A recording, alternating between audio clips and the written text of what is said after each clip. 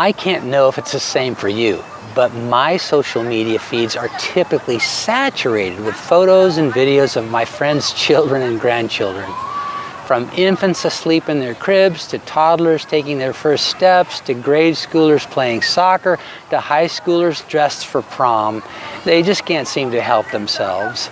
They've fallen head over heels in love with these sweet gifts from God, and imagine everyone else in the world will too if they can just get a glimpse of their little lovelies mugging for the camera. And something of that kind of deep parental devotion is heard in the voice of Jesus when in John 13:33-35 he addressed his little children. It's a two-word translation of a single Greek word used only this once in the four Gospels and only sparingly in the rest of the New Testament. It's a term of rich endearment like those a new mom might use to caption the latest pic of her little darling posted on Instagram. And if you've ever felt that kind of pride, delight, and affection for your own child, or been loved by a parent in that way, this expression is meant to help you sample a small taste of how the Savior feels about you. But the magnitude of the awareness that we're loved like that by the Lord of Lords can be difficult to take in. So we generally choose to deflect its impact by imagining that this salutation is either exclusive to the disciples or thinly spread in a diluted way across all believers. It's a challenge to allow ourselves to be enveloped by the full measure of the truth that Jesus, with detailed knowledge of our faults and failings, loves us as his dear children. And yet, here he is, the one who spoke the universe into existence, is calling to each of us from this passage with tender words of equal power intended to secure our souls in the embrace of his compassion. How dare we resist?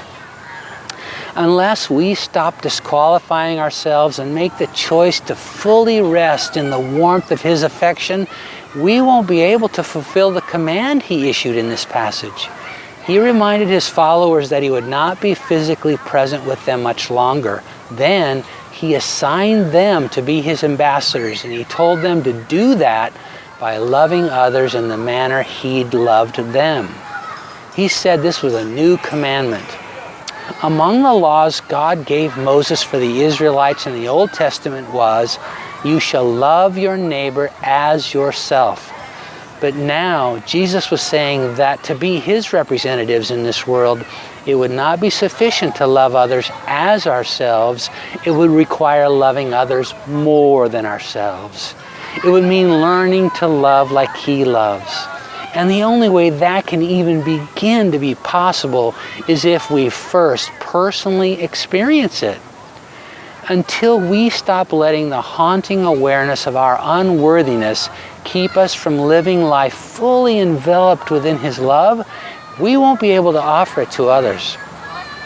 But if we take the risk of a free fall into his waiting arms and permit him to break the cycle of shame that feeds our hesitation, then not only will our souls have found their true home, but we'll be able to invite others into it. We'll find ourselves effortlessly offering to others what we ourselves have received, and by doing so, reflecting into the world he loves the heart of Jesus for his little children.